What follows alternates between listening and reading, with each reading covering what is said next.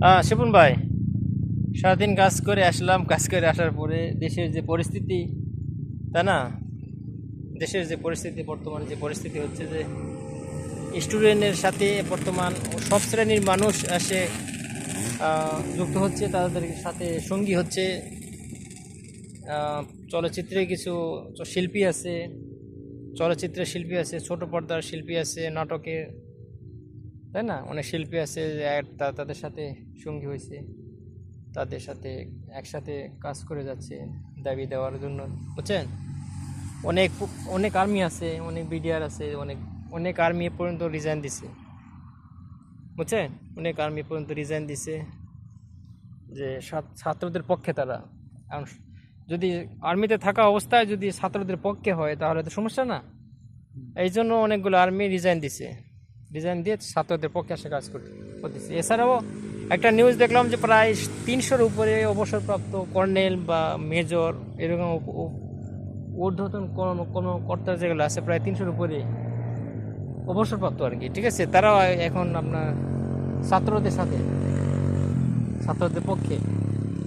এছাড়া অনেক সেনাপ্রধান আপনার হচ্ছে সাবেক যে সেনাপ্রধান ছিল, সেও ছাত্রদের পক্ষে। সব মিলিয়ে প্রবাসীরা যারা আছে সবাই ছাত্রদের পক্ষে। আমরা যারা আছি, আমরা মালয়েশিয়া থেকে, ঠিক আছে, আমরা তো প্রায় টাকা পয়সা দিচ্ছি না, তাই না? টাকা পয়সা অন্তত দেখি দেশের কী পরিস্থিতি হয়। টাকা পয়সা আপাতত দেওয়ার দরকার নেই। বাড়ি খরচ যদি দেওয়াই লাগে, যদি যেভাবে 5-7 হাজার টাকা ম্যানেজ করতে যদি পারেন তাহলে করলে, না হলে আবার কোনো টাকা দেওয়ার কোনো দরকার নেই। বয়কট, আপাতত বয়কট, বুঝছেন? এখন যাই হোক, এই বিষয়ে আপনার কি মতামত বলেন? আর্মিরা আছে এই, এখন কথা হচ্ছে সব শ্রেণীর মানুষ আসছে, তাহলে কি ছাত্রদের বিজয় হবে? বিজয় হলে বা কি হবে? শান্তি হবে? চাকরি আপনি পেয়ে যাবেন নাকি?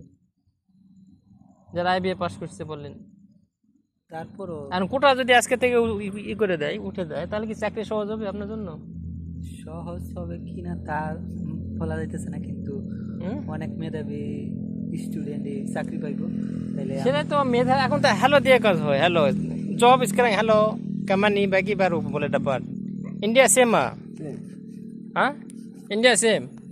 Same Bagi money bagi kayak halo atas orang ada MP, menteri, besar-besar ada baru boleh dapat. Billion tak boleh pakai. Hah? Intelijen ke tak boleh pakai ni orang lah. Satu dua orang boleh lah. 1,000 dalam 1-2 orang. Ada lebih halo. Duit sudah simpan bagi polis. Dia sudah 5 lakh, 6 lakh. India pun same all. India same. Malaysia ini macam tak ada. Malaysia ini tak ada. Malaysia banyak kerja. Oh, Ada. Kerajaan China kerja. oh. Malaysia kerajaan kerja known like this lah. Anything kerja can done okay. Malaysia. Understand? You car wash ka apa ka? Banyak duit. You boleh pakai kereta ka? India, Bangladesh no like this. You see anything working, you can buy car, you can buy motor, you can buy fridge, you can buy air conditioned room. Anything you can make, no problem. But Bangladesh no like this. Bangladesh so many teacher, police officer, no car. India के same. No car. Huh? Police officer driving car. Driver assistant. Or here any person can use car, motor, anything working. Hotel, small hotel, plate wash, housekeeping, রাস্তা যে ঝাড় দেয় না সকালে, এদেরও কার আছে motorcycle নিয়ে। হ্যাঁ, যারা সাম্পা করায় না রাস্তায় পড়তে যে টিন করে নিয়ে যায় না টিন, এদেরও ধরেন যে আপনার কার আছে। আমার যে বন্ধু আনলে dia mana tin satu, dia minum pun sini simpan. Anda banyak duit. Every day to drinks, বোতলে সিপিও সে রাখে, পরে বিক্রি করে, চিন্তা করেন। তো Malaysia ini macam tak ada. Malaysia sikit-sikit ada lah, tapi banyak kurang. Tapi ini macam duit tak ada. আমরা 20,000, 4 লাখ 5 লাখ টাকা খরচ করে এখানে এসেছি, এটা যে মালয়েশিয়ার শুনে ওরা অবাক হয়েছে। বুঝছেন? dia 20,000 মারিছে নি, dia mari 25,000, 5 লাখ মারিছে নি। So Malaysia duit 25,000 lah. Malaysia orang dia 25 mari sini. Ayo buat sana bisnes lah. Tara tak cakap apa. Tapi sana susah 10 lakh pun tak boleh bisnes.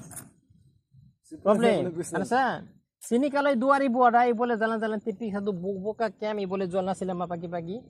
Ia boleh 500 jual satu hari. Kalau 500 satu hari jual, India money? Dia mana 10,000. 2-3 jam lah, 2-3 jam. Pagi buka, pagi morning enam setengah buka, 8 tutup, kue nasi lemak, ayam goreng apa-apa jual. Orang makan lah di situ, semua kita jual pagi-pagi jual. Malaysia iya Indonesia tak boleh. Big restaurant pun tak boleh karla.